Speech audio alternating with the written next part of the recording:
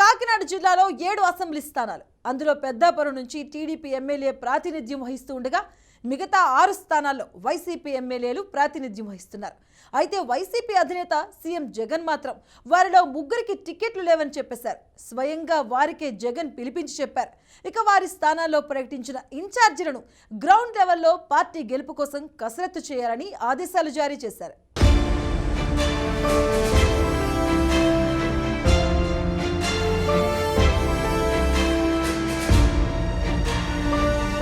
కాకినాడ జిల్లాలోని Jaggampeta MLA Jyothula Chantibabu, Pithapuram MLA Pendem Dorababu, Prathipadu MLA Parvatha పూర్ణచంద్రప్రసాద్లకు టికెట్లు ఇవ్వడం లేదని సీఎం జగన్ తేల్చి చెప్పారు. వారి స్థానాల్లో ఇన్ఛార్జీలను ప్రకటించారు.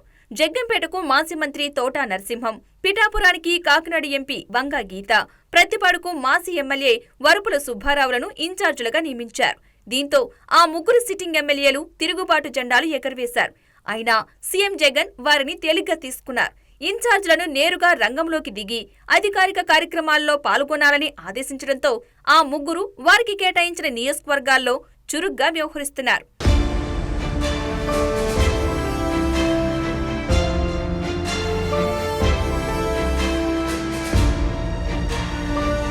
పిఠాపురం ఎమ్మెల్యే దొరబాబు తొలుత తిరుగుబాటు జెండా ఎగరేస్తూ తన పుట్టినరోజు నాడు సీఎం జగన్ ఫోటో లేకుండా పెద్ద ఎత్తున కార్యక్రమాలు నిర్వహించారు. ఆ ప్రోగ్రాంకి భారీగా కేడర్ తరలి వెళ్లింది కూడా. కానీ ఆ తర్వాత ఇన్ఛార్జ్ వంగా గీత పర్యటనలు ప్రారంభించడంతో ఆ కేడర్ అంతా ఆమె వెనుకగా నడిచింది. అయితే దొరబాబు బీజేపీలో చేరే ప్రయత్నం చేస్తున్నారని టాక్. కానీ ఇప్పటి వరకు బయటపడలేదు. ముందులానే నియోజకవర్గంలో తిరుగుతున్నారు. అసెంబ్లీ సమావేశాలకు కూడా వెళ్లారు.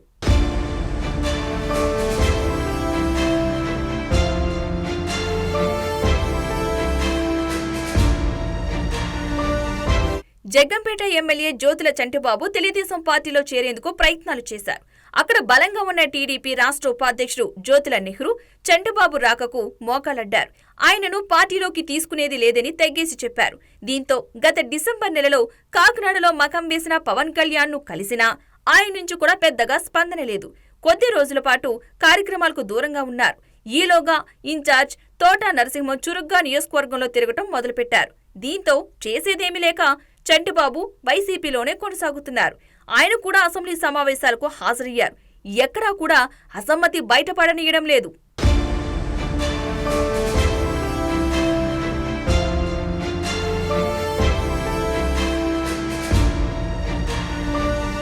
ఇక ప్రత్తిపాడు ఎమ్మెల్యే పర్వత పూర్ణచంద్రప్రసాద్ ఆయన తెలుగుదేశంలో చేరతారని ప్రచారం జోరుగా జరిగింది.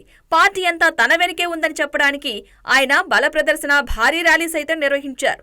ఈలోగా మాజీ ఎమ్మెల్యే వరుపుల సుబ్బారావు స్పీడ్ పెంచారు. ప్రతిరోజు నియోజకవర్గంలో తిరుగుతున్నారు. కేడర్ కూడా ఆయన వెంటే వెళ్లిపోయింది. దీంతో పర్వత పూర్ణచంద్రప్రసాద్ కూడా చేసేదేమీ లేక వైసీపీలోనే కొనసాగుతున్నారు. ఆయన కూడా అసెంబ్లీ సమావేశాలకు వెళ్లారు.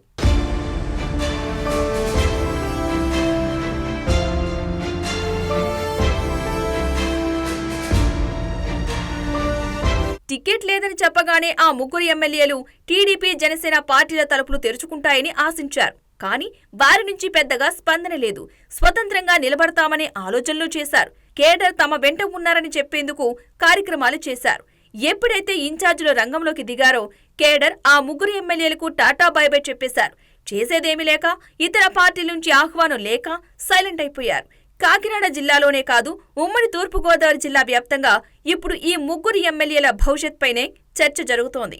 ఇతర జిల్లాల్లో టికెట్లు లేవని చెప్పిన సిట్టింగులు టీడీపీ, జనసేనల్లో చేరిపోయారు. కానీ ఈ ముగ్గురు ఎమ్మెల్యేలకు కాకినాడ జిల్లాలో చుక్కెదురైంది.